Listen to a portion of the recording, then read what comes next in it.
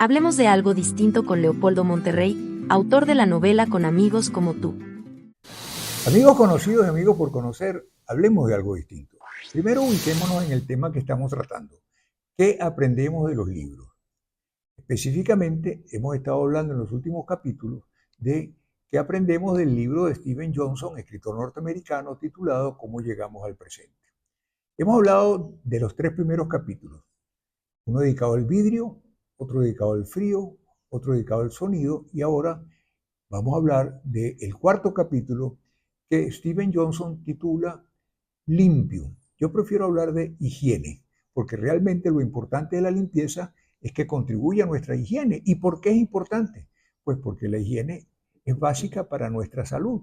Y solemos responder cuando nos preguntan qué es lo más importante en la vida, que lo importante es la salud. Así que esto de limpio es fundamental. El problema de la higiene ha sido siempre un problema.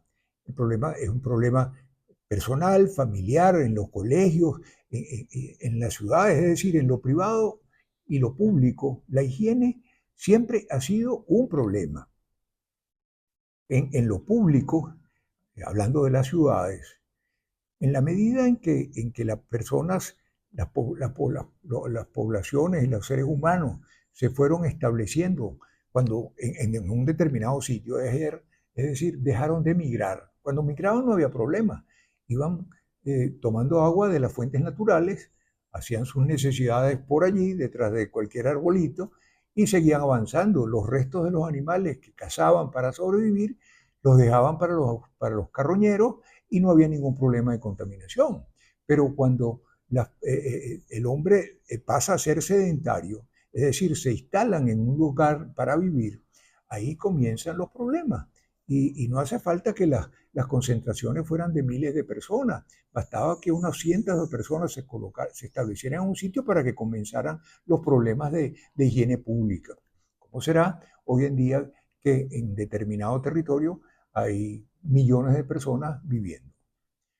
Normalmente las personas construían las ciudades, se establecían a la orilla de un río para obtener de allí agua para beber y para cocinar. Pero parece que se olvidaban de las aguas hervidas. Eso como que no era importante.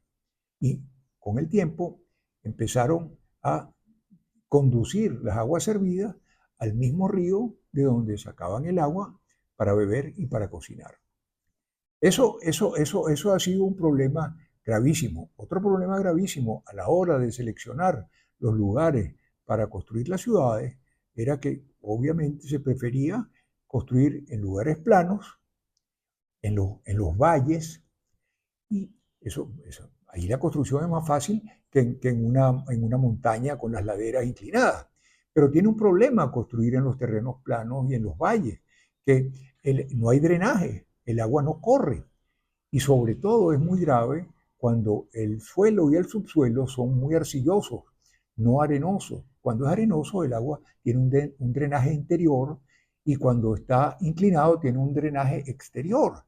Pero cuando es plano y además el terreno arcilloso, es terrible, porque ahí se emposan todas las aguas que caen del cielo y aquellas que caen de, pues, las aguas negras.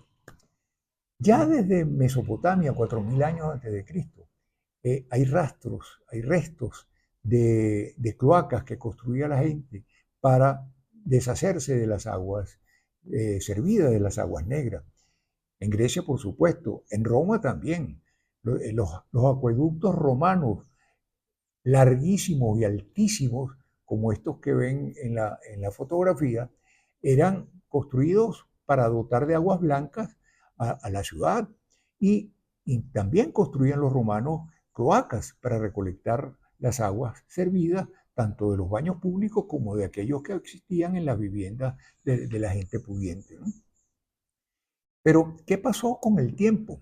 Pues bueno, que con el tiempo las poblaciones fueron creciendo muchísimo. En la época de la Edad Media no hubo grandes avances en materia de la construcción del agua, de canales y alcantarillado para conducir las aguas servidas. Y eso fue evolucionando así, y en la medida en que aumentaron las concentraciones humanas, se surgieron grandísimos problemas. La contaminación era tal que la gente, bueno, como no había recolección de agua, la gente de las aguas con que servía en su casa las tiraba hacia la calle, por las ventanas. Bueno, por supuesto, ese desastre, esa contaminación generaba ratas que traían grandes epidemias. Parece que no son las ratas las que contagian, las que traen las pestes, sino las pulgas que cargan las ratas. Pero eso es otro tema. El hecho es que tanto en la antigüedad como en la Edad Media, el problema de la sanidad fue bastante grave. ¿Por qué? Bueno, porque es que los seres humanos somos una máquina perfecta para convertir la naturaleza en contaminación, en productos que son tóxicos para nosotros mismos y para los demás. Entonces, hablando de esto de las ciudades construidas en plano y sobre suelo arcilloso, hay un caso muy interesante que es el de la ciudad de Chicago. La ciudad de Chicago, en el centro oeste de los Estados Unidos, se construyó a principios del siglo XIX, hace muy poco tiempo. Y tuvo un crecimiento rapidísimo porque por su ubicación geográfica se convirtió en un centro comercial. Y en la época aquella, uno de los productos que más se comercializaban y se procesaban en la ciudad de Chicago eran los animales, tanto bovinos como porcinos. Esos animales que llegaban a Chicago se sacrificaban y se beneficiaban, allí beneficiar en el sentido de despostar allá en la ciudad. Había grandes mataderos y grandes corrales para recibir y tener el ganado hasta que fuera procesado. De manera que en Chicago había muchísimo estiércol tanto de las vacas y de los cochinos que habían allí, pero además de los caballos, porque en aquella época, a principios del siglo XIX, todavía la tracción era de sangre, existía el ferrocarril, pero no existían automóviles, o sea que en la ciudad la gente se desplazaba en caballos o en carretas tiradas por caballos, así que además de esta contaminación de miles de litros de sangre cuando se sacrificaban los animales, de los despojos y las partes no comercializables, las vísceras de los animales, y además el estiércol de los caballos, que eran los que circulaban por las ciudades, aquello era un desastre. Aquello llenaba la ciudad de aquel material, con la particularidad de que Chicago fue construida en un lugar muy plano, con un suelo muy arcilloso y muy poco permeable. ¿Qué significó eso? Pues que en la época de lluvia se convertía la ciudad en un lodazal, un barro lleno de contaminado por heces, orina de animales, de seres humanos que había en todas las calles. Aquel lodo llegaba hasta la rodilla de los habitantes. Se decía que Chicago era la ciudad más sucia de los Estados Unidos. ¿Todo por qué? Porque cuando se construyó la ciudad no se tomó la precaución de hacer cloacas, cañerías, alcantarillado. Había entonces, ya estamos hablando de 1860 y tantos, que tomar una decisión, pues, o se cerraba la ciudad, se abandonaba la ciudad, o se construían alcantarillas y cloacas. Se optó por esta segunda opción. ¿Cómo se logró resolver el problema? Hubo que levantar todas las casas, inclusive los edificios, había hoteles de varios pisos. Todas las construcciones fueron levantadas para construir las alcantarillas y las cloacas, después de que toda la ciudad ya tenía casi 1 millón de habitantes. ¿Eso cómo se logró? Pues cuesta trabajo creerlo. Se levantaron casa por casa, edificio por edificio, con gatos semejantes a los que se usan hoy en día para levantar nuestro automóvil y cambiar un caucho, un neumático. Estas fotografías ilustran un poco, son quizás unos gatos un poco más grandes que los que utilizamos nosotros para nuestro carro. Pero se levantaban las casas y los edificios con la gente adentro. Y eso permitió la construcción del sistema de cloacas que no se hizo oportunamente. Bueno, pasemos ahora a hablar ya no tanto de las... Ah, no, antes de seguir hablando, yo iba a hablar ahora de la higiene personal, pero es importante hablar antes de un gran paso que hubo en la humanidad después del perfeccionamiento de los sistemas de desagüe y cañería. Fue la invención del cloro. El cloro resultó un desinfectante que cambió la vida en el mundo. Y el invento del cloro surgió de la siguiente manera. En Filadelfia, un médico, si era un médico, se le ocurrió echar cloro en las reservas de agua, en los tanques de la ciudad, para eliminar, para desinfectar el agua.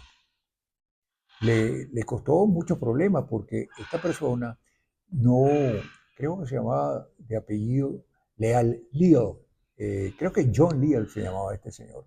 Este señor John Leal echó cloro en las reservas de la ciudad de agua y al principio la gente se quejó porque el olor del agua y el sabor era distinto. Inclusive estuvieron a punto de ponerlo preso porque él no obtuvo los permisos de las autoridades de la ciudad para hacer esta prueba, este experimento. Casi estuvo preso por esto, pero al poco tiempo las estadísticas demostraron que la mortalidad descendió tanto de adultos y sobre todo de niños. Recuerden que en aquella época la mortalidad, hasta el principio del siglo XIX, la mortalidad infantil era enorme. En una familia de que tuviera 4 hijos tenía suerte si uno de los 4 llegaba a ser adulto. Entonces, el hecho es que el cloro fue un éxito en materia de salud, en materia de higiene y en materia de limpio, porque permitió limpiar el agua. Algo muy importante que dejé de mencionar, cuando me refería a las aguas estancadas y en el caso de Chicago, unas aguas inmundas. Estamos hablando de que, repito, de mediados del siglo XIX. En aquella época no se conocía la teoría microbiana. La teoría que se conocía era la teoría de las miasmias. ¿Qué son las miasmias? Las miasmas son esos vapores, esas emanaciones de las aguas contaminadas que producen un olor fétido. Y eso era lo que se consideraba que era culpable de las epidemias, las pestes y las enfermedades. Fue precisamente en fines del siglo XIX cuando se descubrió que no era así, no eran esos vapores los que producían las pestes. Los que producían las pestes eran los microbios, las bacterias, los gérmenes. Esas cositas que son tres nombres para designar la misma cosa. Los microbios ya habían sido descubiertos como unos 200 años atrás, en el siglo XVI, porque se habían visto con microscopios elementales y con lentes que unos bichitos chiquiticos que les decían animalitos o subanimalitos, que eran como unas pastillitas, unas semillitas que se autorreproducían, pero que se consideraba que no eran, que eran inofensivas, no eran dañinas, no eran portadoras de enfermedades. Fue a fines del siglo XIX, principios del XX, cuando surge la teoría microbiana, es decir, las enfermedades no se transmiten por el olor fétido de las cosas descompuestas. Se transmiten por estas cositas. Gracias a unos microscopios más avanzados, descubrieron que en los seres enfermos aparecían estos bichitos y que estos bichitos eran los microbios, los culpables pues, de las enfermedades y las epidemias y la peste. ¿Por qué hacía falta disponer de, ¿cómo se llama?, microscopios más avanzados que los que existían en el siglo XVI? Porque los microbios son pequeñitos. Fíjense una cosa, eh, una medida de longitud es la micra.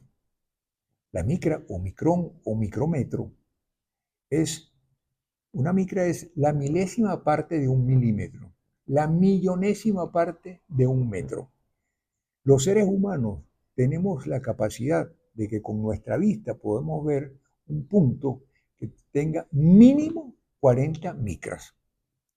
Y los microbios tienen, por lo general, menos de 5 micras.